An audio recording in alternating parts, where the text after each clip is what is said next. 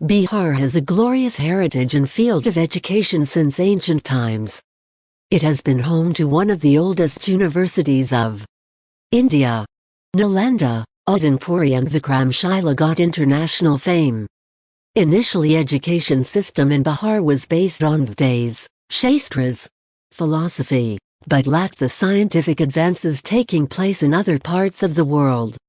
In medieval times, Patna, Bhagalpur, Bihar Sharif have been important center of education.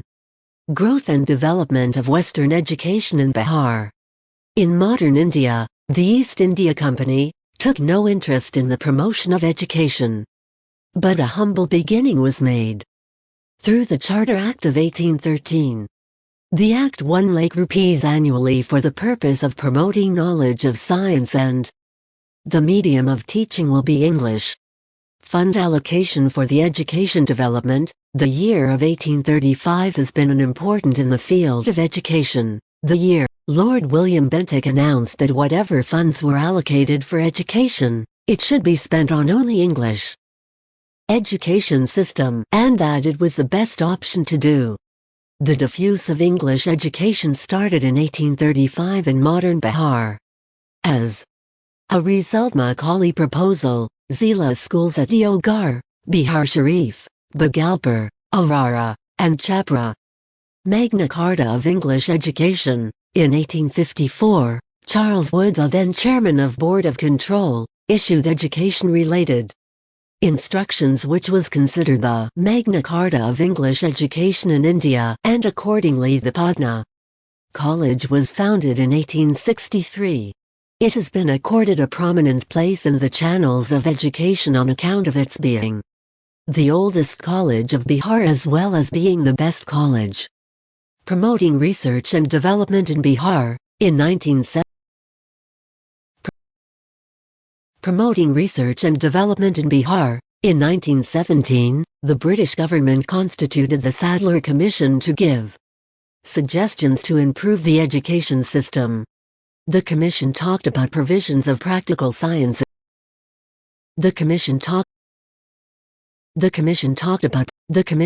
about provisions of practical sciences, technological. The Commission talked about provisions of practical sciences, technological diploma and degrees. Before this, in 1902 itself, for agriculture-related research and experiments, Agricultural Research Center was established at Pusa. Growth of higher education in Bihar. With the establishment of Patna University in 1917, a new chapter was unleashed in so far as imparting high education in Bihar. The postgraduate department in the arts faculty was opened in 1917 and the physics and chemistry departments were opened in 1919. For appropriate exploitation of mineral resources, Indian School of Mines was established at Dhanbad in 1926. Women empowerment through promoting female education. The most important event in the history of modern Bihar was to ensure the education for female. St. Joseph's School was opened in this regard at Patna in 1847 and two other girls was set up in 1867 at Patna. In 1940, the first college exclusively for women in Patna Women's College was established. Impact of scientific and technical education on Bihar. Help in agriculture research and development in Bihar. The first significant step in terms of scientific and technical education was taken in the form of Agricultural University at Pusa. It was first fully functional agricultural university in Bihar, as well as in India, which strengthened the agriculture research and development in Bihar. Promoted scientific temperament in the society of Bihar. For the first time, degree courses in physics and chemistry was started in Patna College in 1919. Later in 1928, Patna Science College was established, which was exclusively for science courses. Scientific institution helped in the development of scientific revolution in the society of Bihar where caste and class are deep-rooted and hindrance in the development. Human resource creation. In 1926, Indian School of Mines was established in Dhanbad to provide education in mining technology. It laid the foundation of engineering education in Bihar. It was followed by Patna Engineering College. After independence, many other engineering colleges were established. Some of the most prominent ones are NIT, I and many other public and private engineering institutions. Technical education helped to give employment opportunity and human capital in Bihar. Improved health infrastructure in Bihar. First medical college in Bihar was established in 1925, in form Patna Medical College. It laid the foundation of medical education in the state. Now, there are more than 50 medical colleges in the state, including two premier central institutions that is AIIMS and Indira Gandhi Institute of Medical Sciences. Medical education strengthened the health infrastructure of Bihar and reduced MMR, inner and malnutrition among children of Bihar. Women education.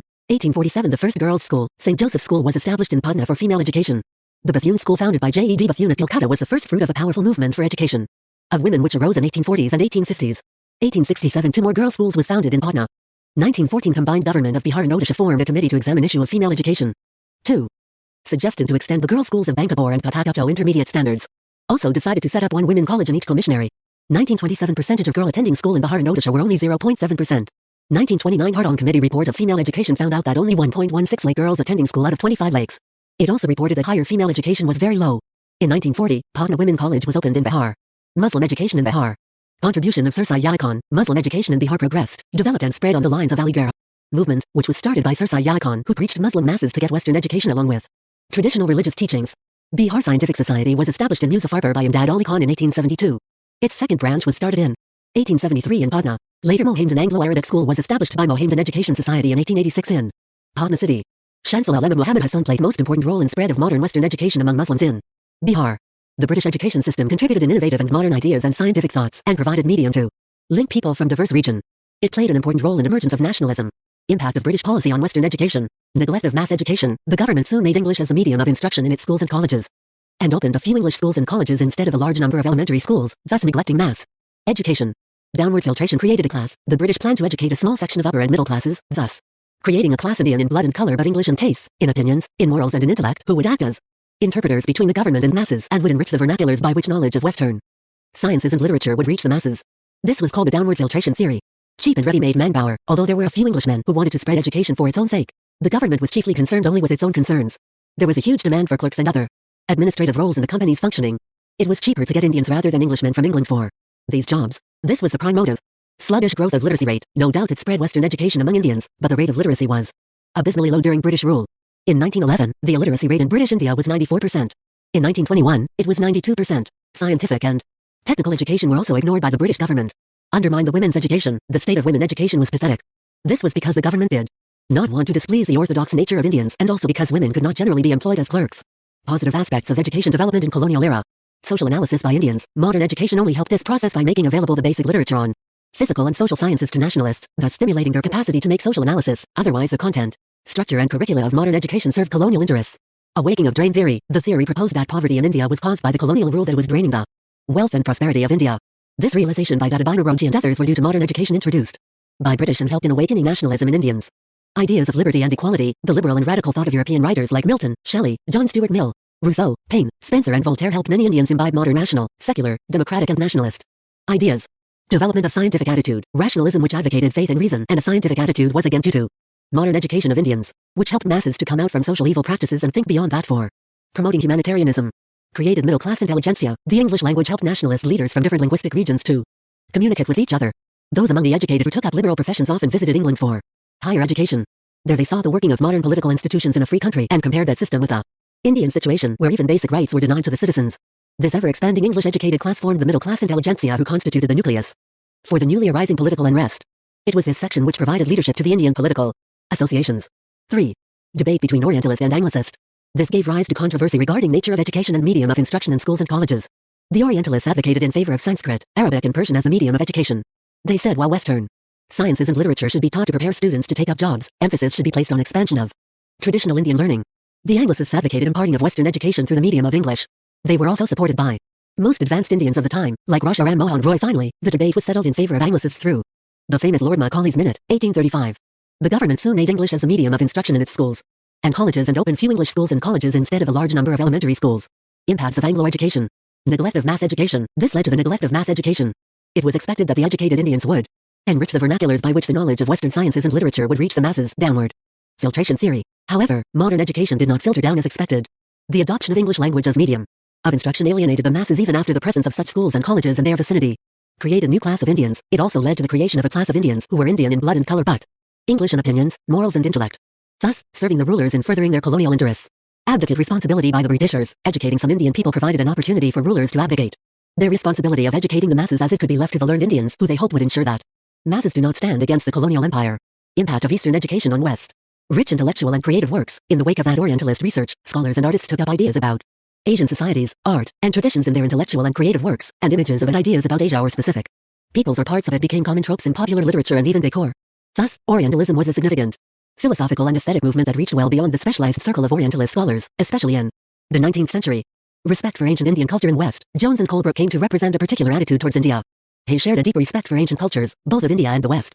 Indian civilization, they felt, had attained its glory in the ancient past, but had subsequently declined. In order to understand India, it was necessary to discover the sacred and legal texts that were produced in the ancient period.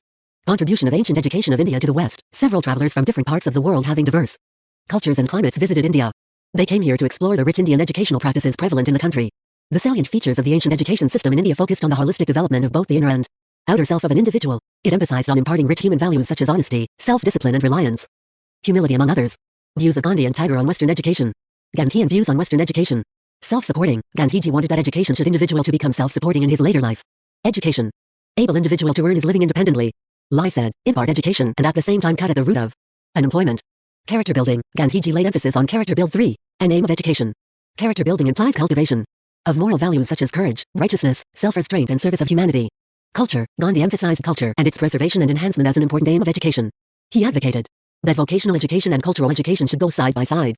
Culture main foundation and essential part of education. All-round development. All-round development. Gandhiji wanted to develop the whole man through education. He wanted to train the hand, heart and head of the child. Thus, he emphasized on single quote 3 H's instead of 3 R's. This aim of education has the support of all the modern progressive educationists like Dewey, Tagore, Pastalisi, and others. By all. Sound education. Gandhi means the education of heart, head, body and spirit. Tagore's view on Western education. Education for perfection of man. Rabindranath Tagore upheld education as retrospective, perspective and a constructive agency for the growth of the society. For Tagore, the aim of education is to bring about perfection of man by dispelling ignorance and ushering in the light of knowledge. It should enable us to lead a complete life, economic, intellectual, aesthetic, social and spiritual. Freedom for effective learning. Tagore was dissatisfied with the regular system of education and called the schools as factories of role learning. He advocated the principle of freedom for an effective education. He said that the children should be given freedom so that they are able to grow and develop as per their own wishes. A man through the process of education should be able to come out as a harmonious individual in time with his social setup of life. 4. Internationalism and world peace. Rabindranath Tagore's internationalism is also reflected in his conception of ideal education, which according to him must strengthen the fundamental conditions of world peace through the establishment of free learning which would have the best of both the East and the West. The role of education in national movement. Development of modern ideas. The Britishers had adopted downward filtration theory to spread the Western education. However, modern ideas, if not education, did filter down to the masses, though not in the form desired by the rulers, but through political parties, press, pamphlets, public platforms, etc. Scientific temperament. Modern education only helped this process by making available the basic literature on physical and social sciences to nationalists, thus stimulating their capacity to make social analysis. Otherwise the content, structure, and curricula of modern education served colonial interests.